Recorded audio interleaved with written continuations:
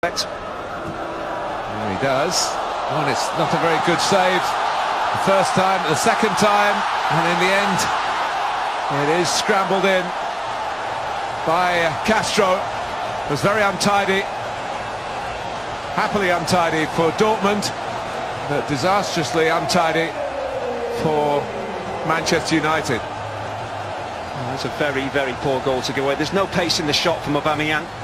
I think the fact maybe it just arrives just in front of Sam Johnson makes it slightly more difficult, but a goalkeeper worth his salt should be dealing with that. Not necessarily catching it, but knocking it wide, knocking it to safety.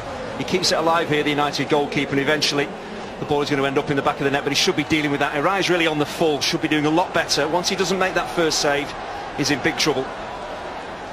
Yeah, sometimes you might... Castro with the cross. Oh, shouts for handball, and I think the referee has given it.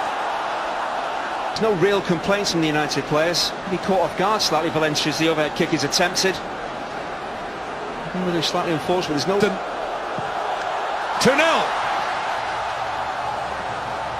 And it's going very swimmingly here in Shanghai for Borussia Dortmund at the expense of Manchester United. Well, when you scored 39 goals last season, there's never any panic when you're stepping up to take a penalty. It was exactly what he wants to do. Plenty of pace and power on it, using the side of the foot, so he gets the accuracy as well. And Johnson goes fairly early. He's never going to save it. In terms of the amount of possession Dortmund are having, they could have been level terms. Dembele getting through. It's a great run. It's a wonderful goal. Well, there's a lot of talk about who Manchester United signed in the summer of this new man for Borussia Dortmund. Talk about sharpness at this stage of the season. That's the difference in terms of sharpness, in terms of putting the ball in the back of the net, in terms of finishing. Mkhitaryan and Lingard have had opportunities, and this one breaks with Dembele. There's only one place this ball is going to end up, and that's in the back of the United net. Really sharp work, moving that ball from left to right, and then he absolutely buries it. Romero doesn't even actually move his feet to make the save, and 3-0. The game looks well beyond United now. Well, he got 12 goals in 26 games for Rennes in the league last season, en masse. He's the yellow cavalry.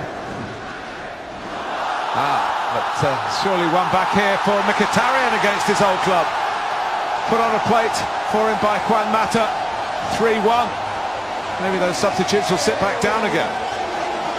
Well, the space in behind the Dortmund defence was always there to be exploited. Just United hadn't found the quality of the final pass or a decent run in behind. And once Mata did that and got in, very unselfish with his layoff to Mkhitaryan as well. It hasn't happened too often. It's been a good defensive line that Dortmund have held.